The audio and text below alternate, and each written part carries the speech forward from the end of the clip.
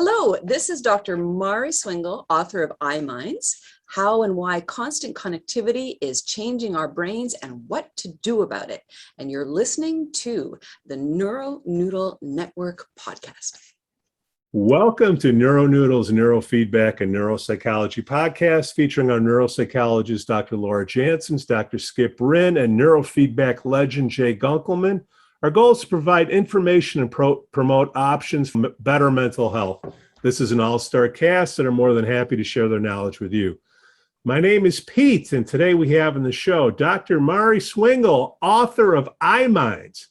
But before we get to Dr. Mari, we'd like to thank our Patreon supporters, Outrageous Baking and Interested Brain Hacker. Hey, Outrageous Baking is a dedicated gluten-free bakery that has been around for 15 years. They specialize in delicious gluten and dairy-free sweetbreads everyone will love. Skip, they ship all across the country. So sign up for our newsletter and receive 15% off your first order. Skip, we're all about gut health, aren't we? You know it, Pete. And is that contiguous or continental U.S.? Because up in Alaska, it makes a difference. Hey, man, if you're in America, they're going to ship to you. All right, that's all I need to know. And here's what I can tell. Far away too. Well, it might take longer, but they're going to ship it out there. We got a little taste that even I tried out, and it was pretty good. Maureen tried it, and she gave it the thumbs up. I'm going to put a little blurb in here on her response to it. She's ordering some, so I think I'm on the negative with this sponsor, guys. All right. Dr. Mari, thanks for coming on the show today. How do you and Jay know each other? Oh gosh, well, of course through the neuro work, but I don't know when we first met. Jay was always kind of around, but I do remember our first, I'd say, significant chat. It was right after I had finished my my doctorate on internet addiction, and I was literally looking for signatures in the brain, so EEG signatures. And of course, being in the formal school system that didn't really know much about EEG, I went with the normative databases and did a pretty standard standard doctorate in the area. And then I had just tons and tons and tons and tons of other data. I also, I think people are probably familiar with my last name, so very heavily based in a clinical database. And so there was all kinds of information there. And also, just some really weird stuff that I had no idea what I had in my hands, and sparked a really interesting conversation with Jay about that. He approached me. That was my first presentation. It was either Rome or Florence. I remember it was, Venice. I remember it was Italy. And we had a really good chat, and Jay even intrigued me further to, or encouraged me further to look at that stuff I didn't understand. And that's how I really just only didn't do a dissertation in the effects of eye technology on the brain. It's kind of like my whole side or central area of research. And it's about these really peculiar alpha patterns on the brain. Yeah, so that's a long-winded way to know how I know Jay. And I guess also compliments to Jay. I think he came over to me. I later learned what a champion he was of any student working in this area or any newbie. And that was essentially the conference that I passed over from student to part of the community, I suppose. Is that an accurate description, Jay? Yes, I am a sucker for students, and as well as my dog here. So, So Jay, were you on one of those gondolas? No. not with Mari, but yes, in Venice I was on a gondola with a bunch of folks, and Okay. Went through the. I've got about a 40-pound camel made out of crystal sitting over here 24 karat gold leaf inside of it. You know, I got taken to Morona Island, and you know, the salespeople there got me hooked up with a nice piece. So I've done my Venice tour, but you know, her father and I have known each other for quite a while as well. And our encounter was in Europe at the Biofeedback Federation of Europe's meetings, which are always really quite an interesting mixing bowl of various folks. And it's always fun to end up encountering all the young folks coming in. And you know, being an old folk going out, it's nice to foster the students, because they are our future, obviously. Now it's a little late for Mari. She's no longer a student, so you know. I was going to say that was probably the crossover age where we were both solidly somewhere in younger middle age, but as time goes by. So, yeah. Dr. Mari, how'd you get started in neurofeedback? Well, Jay already kind of hinted at that.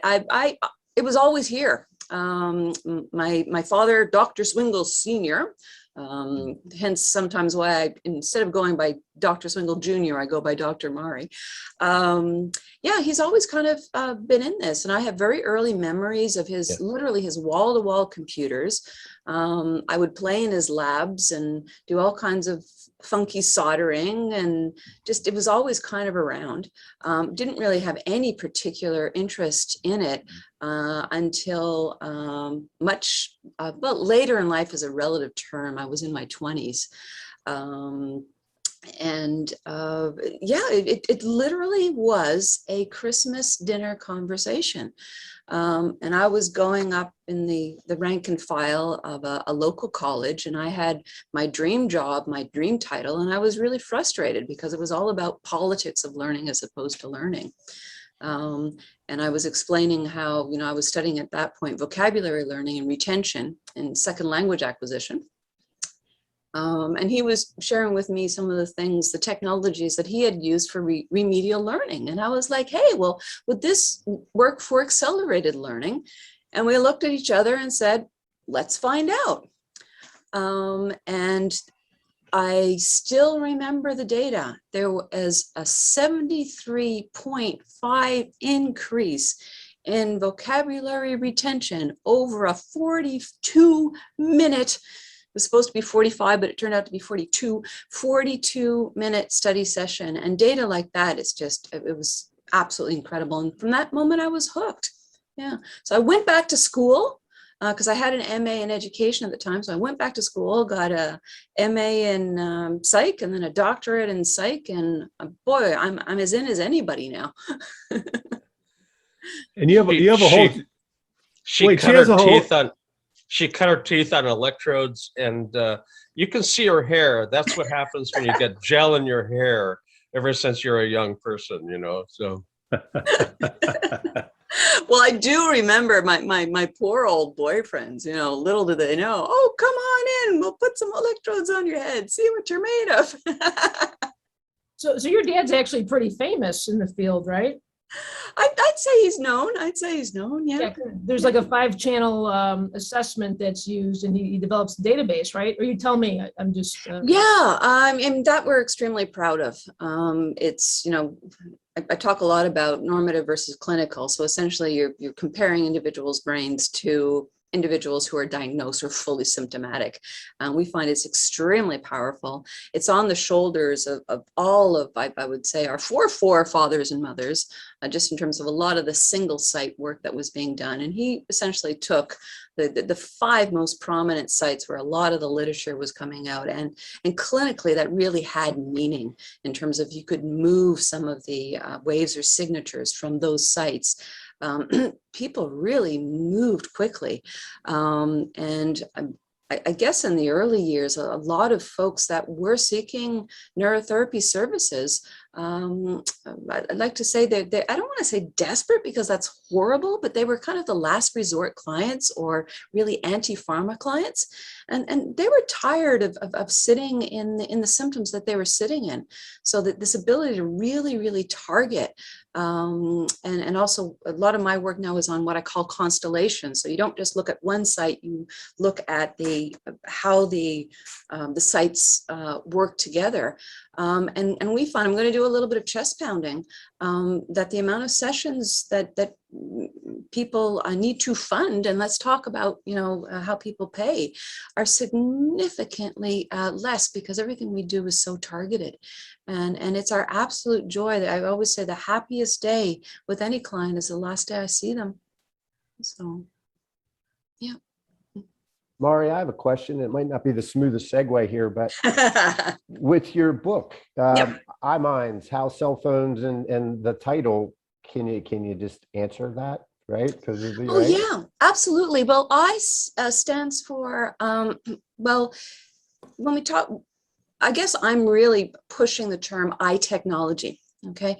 And I used to stand for internet, but now more importantly, it stands for interactive.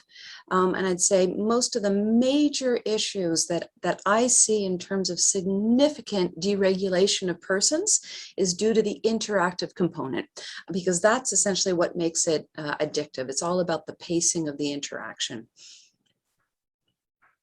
So the title is, mentions a bunch of devices that are almost extensions of our appendages these days, right? Like my phone's not far and I'm on a computer. Yeah. And man, it's prevalent and it's here, and it sure doesn't seem like it's going to be regulated like, I don't know, cigarettes, and maybe people don't smoke as much as they used to, right? But I mean, these things are here to stay. So we always try to stay conscious of that when we're talking to people about the effects of these devices. And regulation is in there somewhere. So anyway, Pete mentioned softball questions. Hopefully this is one. How do you talk to folks about getting the regulation back, other than through neurofeedback and training and so forth? Yeah, well, I'm saying that, I mean, there's nothing new here. Good old human culture gets something good and then just overuses it until it destroys us. So we can talk about food, we can talk about sex, we can talk about the pharmaceutical industry. I mean, 101 examples. Even the car, it was a godsend in the beginning, right? And now it's the primary cause of massive pollution on the planet. Whether the exhaust itself or what we extract out of the earth to make them. Anyways, I can go on and on. We've done the same thing with our technology. I'd also really want to say, black and white, I am not anti-tech, anything but. I'm for responsible use of tech, and I am for research that is not done by vested interest, because our major issue now is a lot of the research is done by vested interest. Okay. Yeah. And what was the question again? I know it wasn't super clear. That's kind of my forte. It's probably a therapy holdover, right? You just ask 10 questions and see where the client. Oh, I remember now. My old brain is coming back. Essentially, it's what you can do about it. Well, the really good news is I have, quote unquote, discovered the signature of excess or deregulation. And if anybody wants to look for it, I'm absolutely clear about it. It is a massive spindling that is picked up at location 01, the occiput, okay, from eyes open to eyes closed condition. Okay, used to be, I'm standing on the shoulders of my father's work here in terms of what he used to term the artist signature.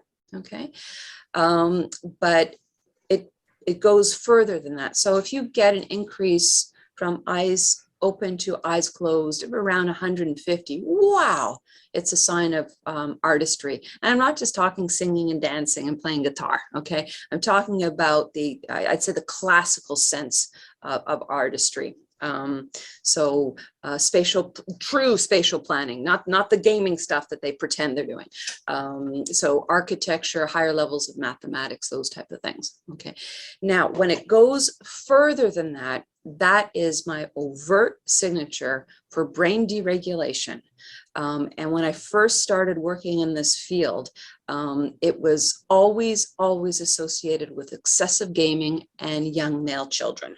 Okay, now it's really broadened. And an interesting thing, and again, I'm really open for conversation, is I would say this is associated with around 95% of the individuals that have this type of spindling. There is excessive interactive screen use in their lives, but there's this funny little portion of people where they have it and it's not. So I don't know whether it's all cats have 4 legs, but not all 4-legged animals are cats, meaning it's a sign of deregulation that I'm really noticing in my field. Or, could it be an exposure and a process thing? I don't have the answers. I'm happy to say I don't have all the answers. Other people, please come on board. Let's find the answers together. I'm obviously intrigued and curious. I still don't have that answer. And I had, it's 10 years I don't have that answer. But what I do know is I see this all the time in individuals. And, it's kind of like my crystal ball. People are like, how did you know? I mean, as far as I'm concerned, it's like huge pupils in marijuana. You can see it. So I directly, approach people and say, hey, I know, right? So do you want help with this or not? And then again, depending on what it is, I mean, if it's excessive gaming to a point where a person is dysfunctional, also has anxiety, depression, etc. Pornography addiction is another one. There are a couple of classifications where it's just like, no, this is destroying your life and the lives of people around you. And then there are these funny little areas where it's people's work, they're just on screens 24/7. So I guess a good analogy of how you work with it is the way you work with an eating disorder.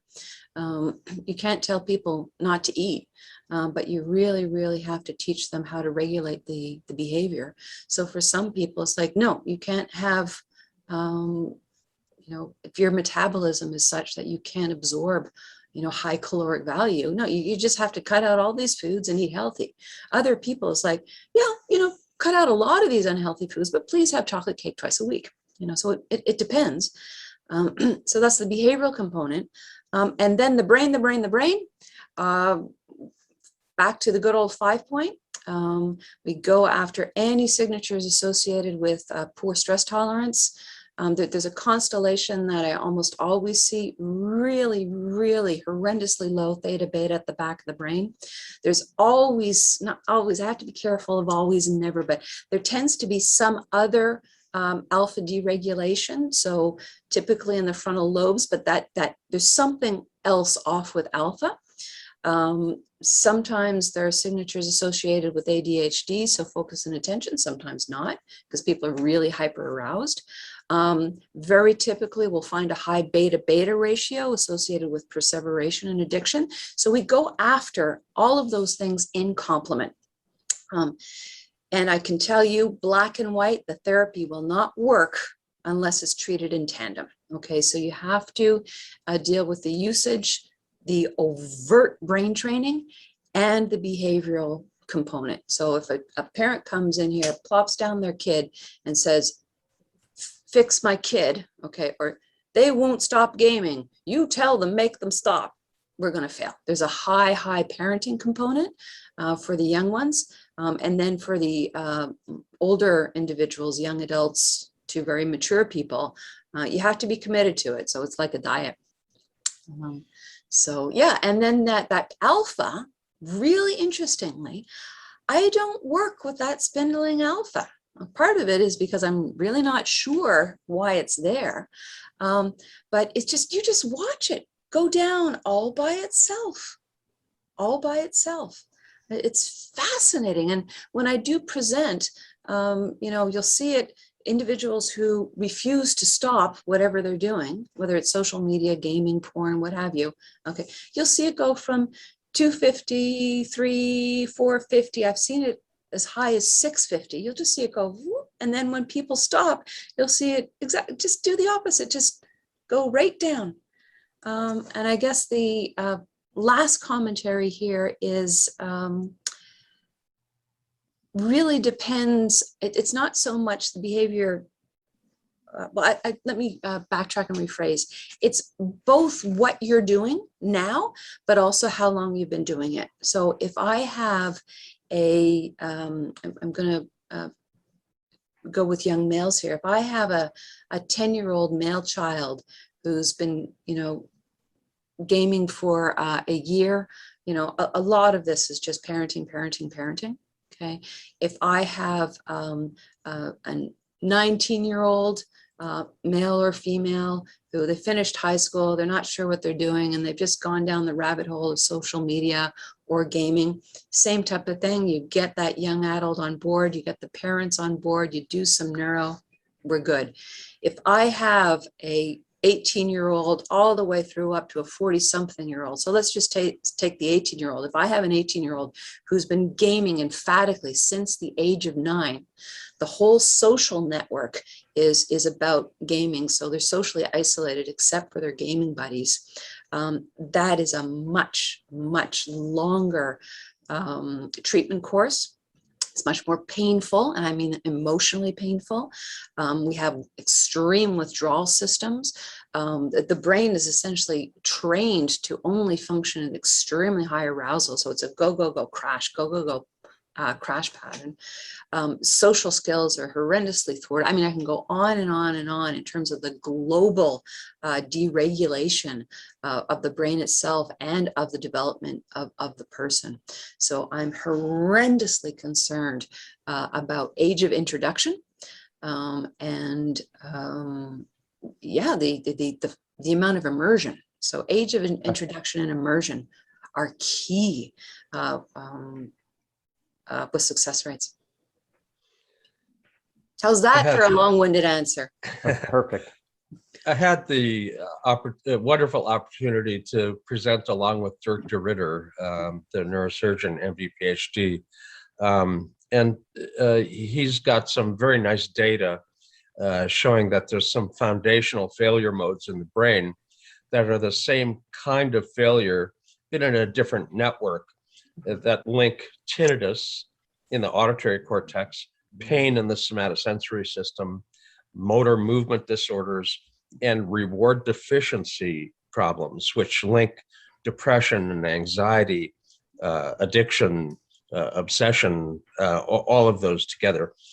He's got wonderful data on eating disorders and other reward deficiency syndrome people. You identify it just based on the EEG with over 80% accuracy for the reward deficiency. For the pain and Parkinson, the more easily diagnosed, obvious diagnostic groups, they're a little over 90% accurate.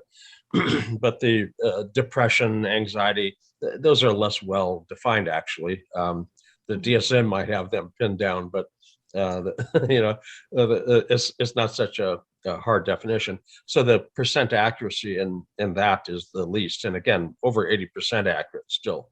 Yeah. And it's interesting to see neuroscience starting to drill down into the foundational failure modes that are across, the same kind of a failure within a different network that end up linking so many different disorders in the brain. It's nice to see us getting away from the DSM diagnosis and drilling down into biological, biomarkers, and that there's a similarity to lots of different dysfunctions, and you're starting to get down to the truth of some sort when you see these multiple things answered all by the same answer. Yeah, thanks, Jay. I mean, yes. I can see now Derek and I are going to have some good conversations. It's funny. One of my last conversations with Dr. Stu Donaldson, bless his soul, we were actually delving into some of these patterns, and he was sharing, wow, I've seen something kind of similar on my very severely concussed people. But we were just about to delve in, and actually we're thinking to do a presentation or a paper on what is massive alpha deregulation. I mean, I don't have to tell this crew that alpha tells us everything. But yeah, there's something there. And I have to watch my tongue against the DSM, but oh yes, No, you yes, don't. yes. No, you don't. Not on this. No, okay, on not this here. podcast. Okay. Not on this show. But yeah, just one of the major things that I'm always dealing with is, you know, my child has depression, and the way they feel better when they game, or I'm like, well, okay. And this goes way back to my early work in terms of, you know, looking specific. I call it the big three. It's anxiety, depression, and I call it the OCD spectrum. I know officially it's not a spectrum, but to me it kind of works that way.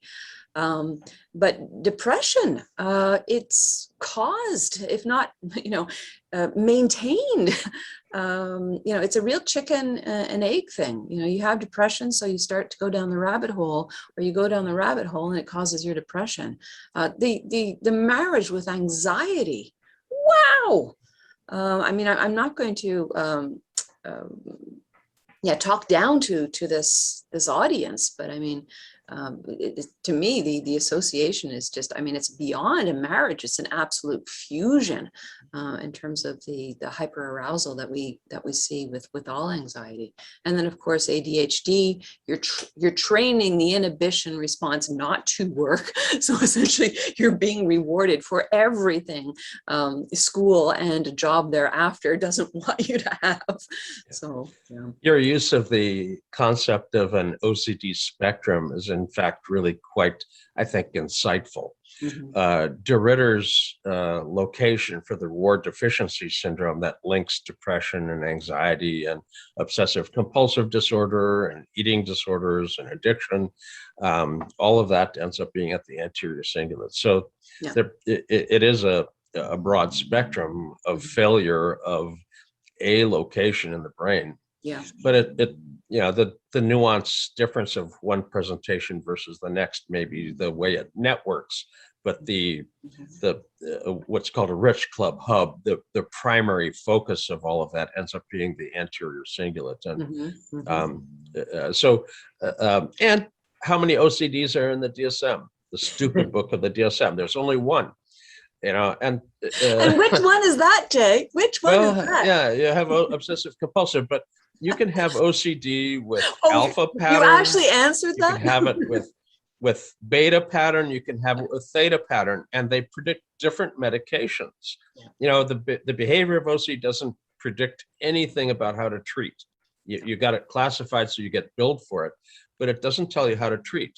If you have an alpha pattern at the anterior cingulate, you know, the percent effectiveness of an SSRI or SNRI, you're lucky if you beat 40%, 50% in the research. But for OCD, alpha pattern, 85% success. 85%. It's a biomarker for that medication. If you have a theta pattern, it's a waste of time and money, but you don't have a bad reaction to the meds, so you're probably still stuck on it, you know. But if you have a beta pattern, when you take that medication the first time, you have a panic attack or a meltdown of some sort. It's a very negative outcome. So the theta pattern has less than a 15% response to an SSRI instead of an 85% chance. So, and you get a 30+% chance for a placebo. So a 15% responder is basically a non-responding group. So if we can look at the EEG and predict medication effectiveness, you know that there's a biological system there. It's a reliable kind of a approach, a biomarker approach, as opposed to your OCD behavior. Again, the OCD behavior is probably part of a spectrum disorder, as you've insightfully pointed at it. Yeah. Right. So I have a question, Mari, and for everybody, I guess, but I'm also thinking orbital frontal cortex. I mean, everything there in the frontal lobe, central, dysregulated with these kind of issues. But we have different audience members. I mean, we certainly have clinicians listening to us and techs, but we also have people who are considering maybe trying neurofeedback or trying to, understand kind of what this is all about before they start to invest. So because you're talking about alpha waves and theta waves and different, we're talking about different parts of the brain and different networks and how things connect together. I think, just to simplify that, the frontal lobe is our executive center that helps us execute and control our impulses, and that's being very simplistic. But can you guys talk about, at the very basic level, kind of neurofeedback 101, like what's an alpha wave, what's a theta wave as you're talking about these syndromes, and maybe help educate some of the folks who are just trying to learn this? Sure. Wow. 10 words or So less. to our modulator, I don't have the slide now, but I would like to send it to you. And maybe you can insert it in terms of all the things alpha does. Okay, so in terms of my work and recognizing the signature for excessive, inappropriate or addictive interactive screen use, I actually really want to stay to absolute basics. So with everybody's permission, I'll just send in that slide to essentially tell anybody new, you really got to know your stuff if you're going to go into any detail. But for an absolute newbie, you're just looking for this huge signature in the occiput when a person closes their eyes. Now, very interestingly, okay, in terms of what type of systems or programs you use, okay, because the amplitude is so high, any and all automatic artifacting programs will eliminate it as some form of artifact or noise. It's not. Okay, and I tell a long story about that in terms of how it was almost missed. If I had, not been sitting there going through every little frame, initially in the early 2000s, we would have missed it. So that's kind of my comment central to my specific work and the specific topic of today. But after that, I'm just going to give the floor to the other masters if you want to do Brainwaves 101. So I'm sorry, Jay, just real quick. I'm talking about the new clinicians who are entering the field of neurofeedback as professionals, but I'm also talking about patients who are interested in, in pursuing this as a training. So alpha is essentially a resting state for a location in the cortex. It's easy to identify. The visual cortex, when you close your eyes, goes at rest. It's resting but ready. It's not asleep. It's not totally gone. It's resting but ready. Now that same resting but ready can be seen elsewhere, but it's most easily identified at the back of the head. It matures from a slower frequency when you're very young to kind of an ideal Goldilocks frequency for it, not too fast, not too slow, somewhere around 9 to 10 hertz. Can be faster up to 12, 13 and still be in the relatively healthy range. But the faster it is, the higher your arousal level is. The slower it is, the lower your arousal level is. So if it's too slow, you're not going to be fully functional. It's also proportional to the number of snapshots per second that your perception takes. So it's related to your resolution perceptually. And for people that have their alpha too slow, they're going to have poor semantic and declarative memory performance. So speeding it up slightly ends up helping with seniors, for instance, as a brain brightener effect by slightly speeding up the alpha. And speeding up the alpha was proven to improve the semantic and declarative memory as a causal relationship at the Consciousness and Sleep Lab in Salzburg. That did some very nice work by individual alpha frequency +1 to speed it up 1 cycle a second. Just that, what used to be a cigarette commercial, 1 silly millimeter longer, well, 1 silly second cycle per second faster. And again, huge improvements in neurocognitive function. Hey, can I just piggyback there? Some really Please. emergent research that we're doing is also in terms of immune function and very serious illness. That Yep. if you just spark up alpha a little bit, it can make a difference. I can't officially say what severe illness because it's still emergent, experimental, but yeah, really, really powerful. So that's my interruption. Well, we also see it in COVID brain fog. The slow edge of alpha tracks ischemia. Ischemia is the inability to provide enough oxygen and glucose for full function. It's not the loss of flow, which is like a stroke, but it's impaired full function. So when you can't remember names and facts and figures after COVID, you've got brain fog in a spot that's normally used for retrieval of that information. If you have perceptual problems, perceptual area again has the same kind of thing. It's the same look that migraine ischemia or post-traumatic ischemia has. It's just a different etiology for ischemia.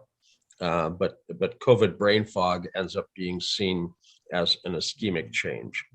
The immune system can cause inflammation, which can cause ischemia. So there's a rational reason for it to have been incurred from the COVID.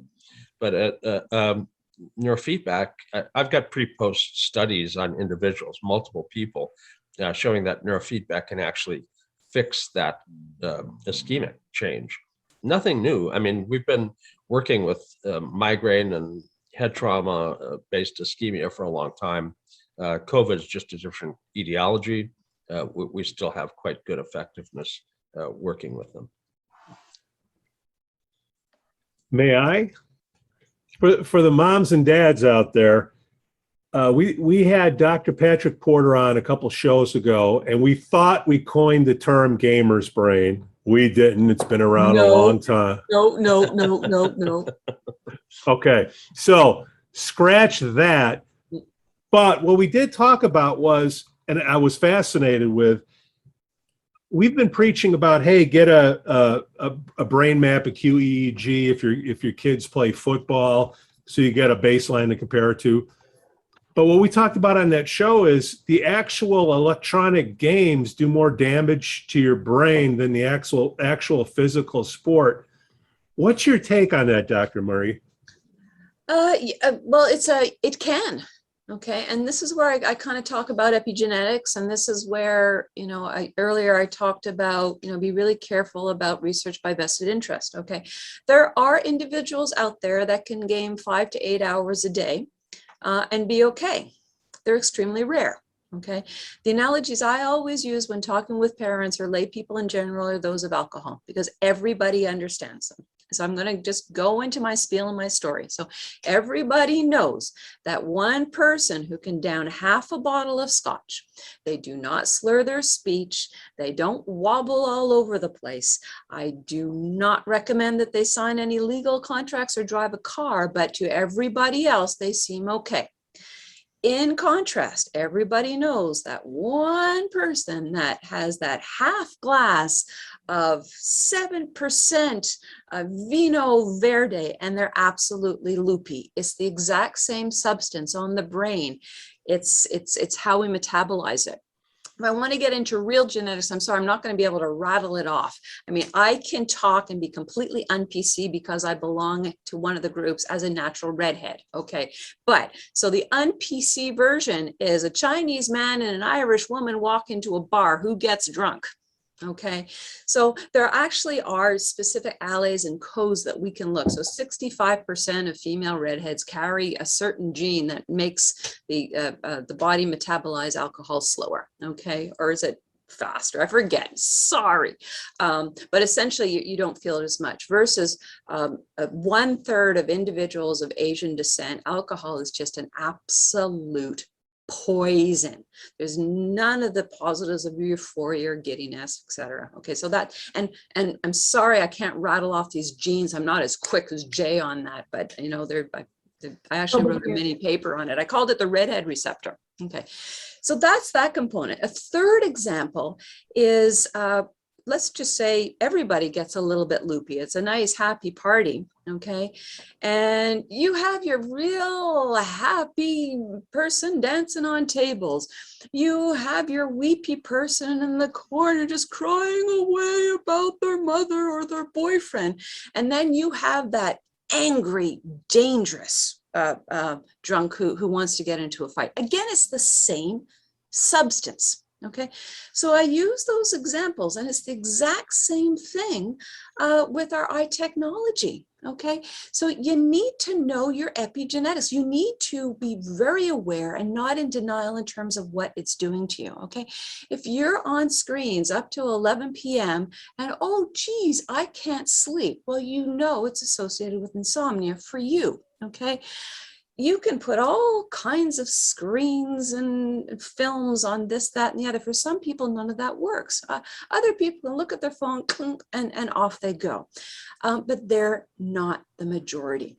So what I say to all parents is your parental gut, you know, if your child acts differently when you ask them to disengage from a game, okay, or from a screen that's not scholastic, okay, and they tantrum more than they would if you ask them to stop any other activity, whether it's swinging on a swing, if they're a reader, it's reading, or playing with their little toys.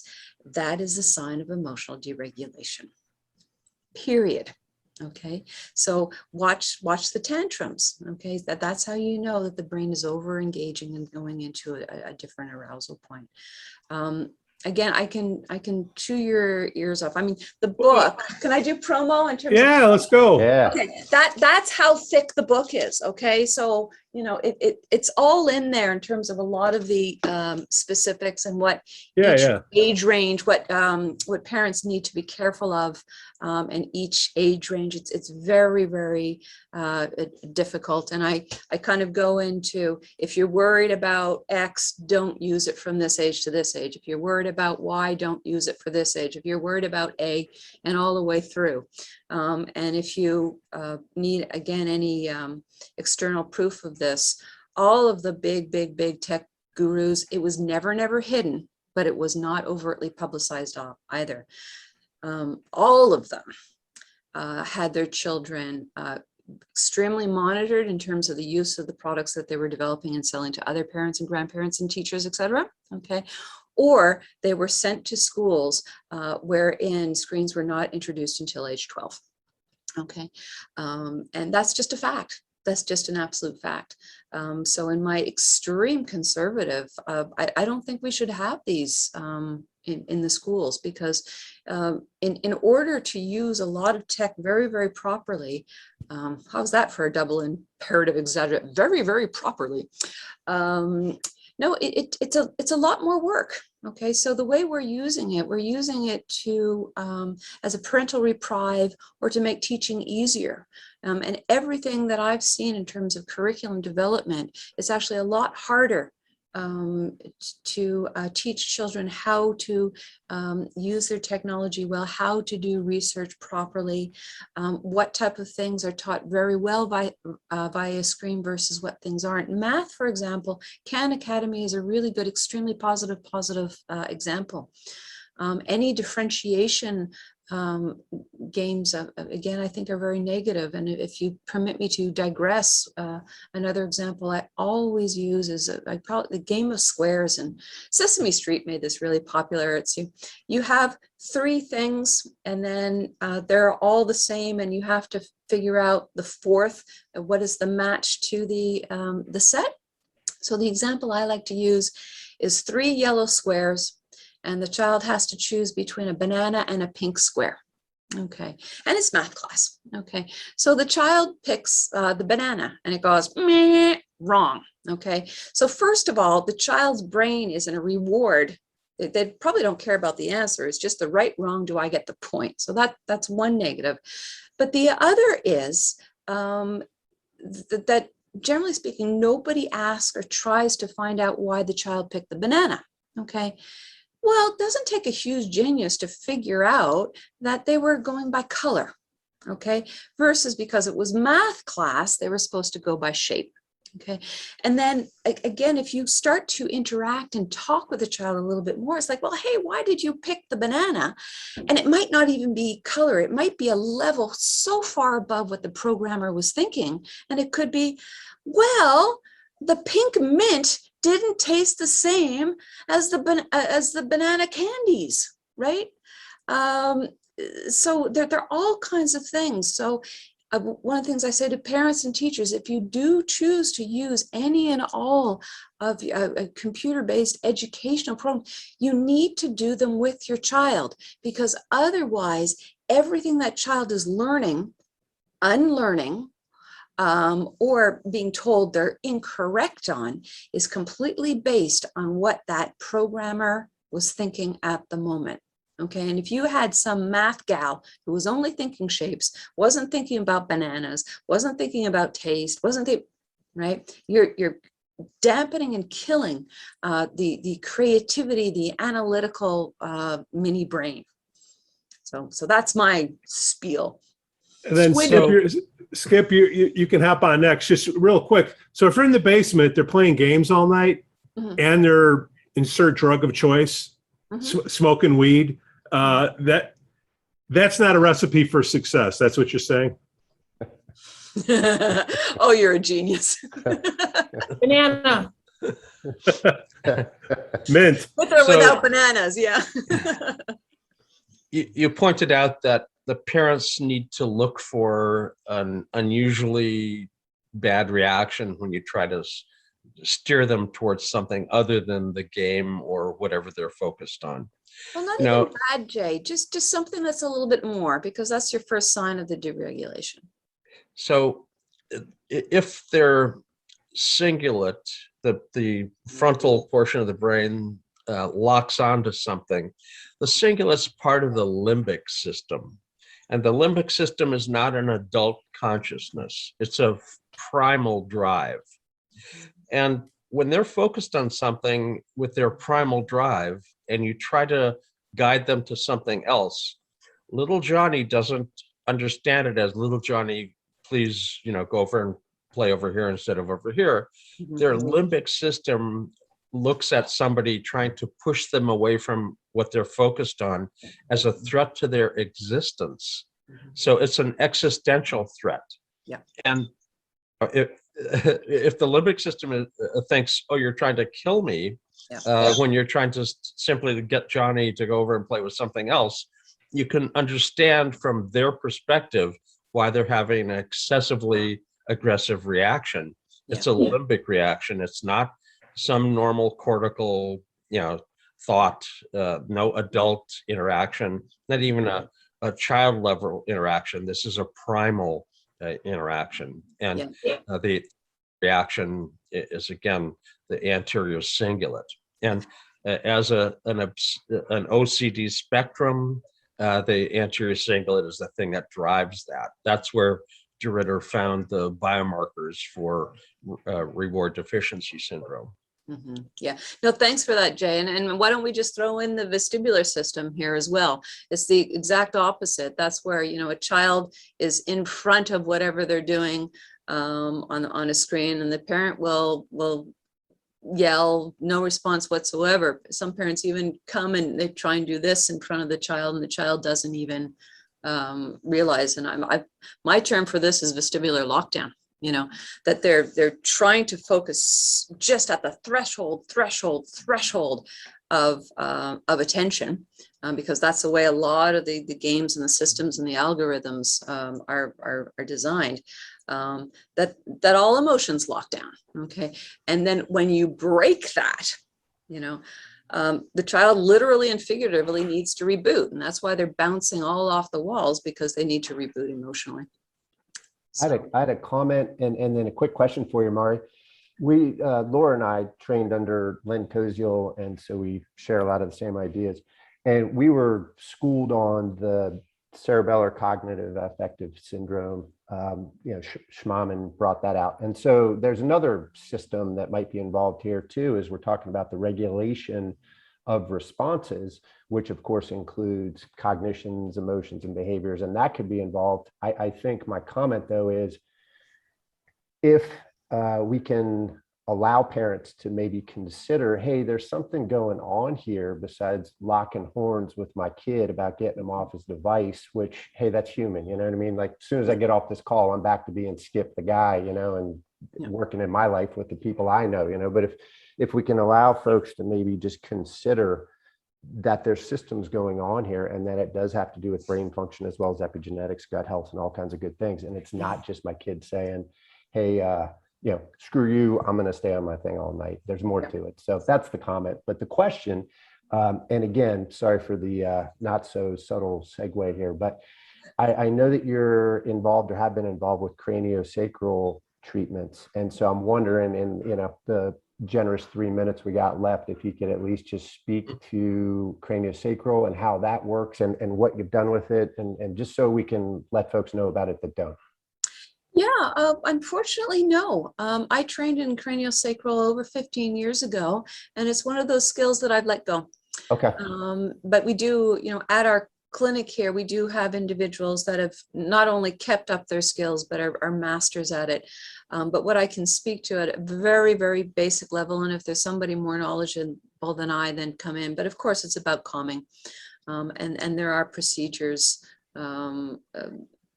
you know, that are used to just, you know, quiet an individual. So in terms of still point, craniosacral, other things that we do, we introduce, I guess, electrical acupuncture. So pericardium 6 also can calm. There are a lot of adjunctive things with the straight, you know, neurofeedback or neurotherapy, you know, passive versus active. But I'm very pro neurofeedback, so that the individual is involved in the interface of the looping with the brain.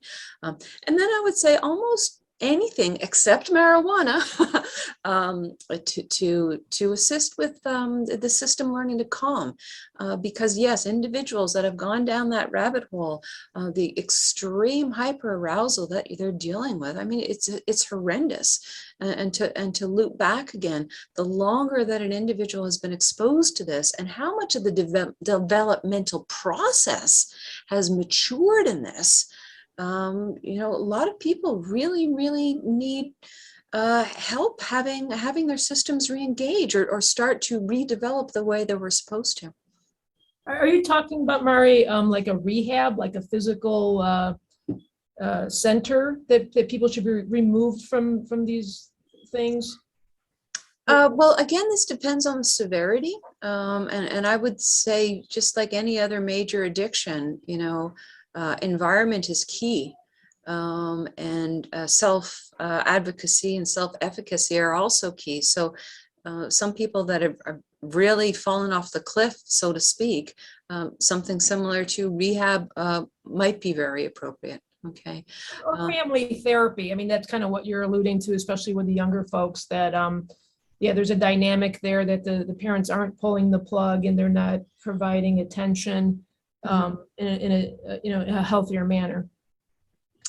Yeah, just to reiterate, the parents need to be on board. And I'm going to go back to my alcohol. You know, if you have a child who's an alcoholic, you know, who's buying the vodka, you know, and why are you leaving a bottle of vodka on the dining room table saying, don't drink this, we're going out for the night?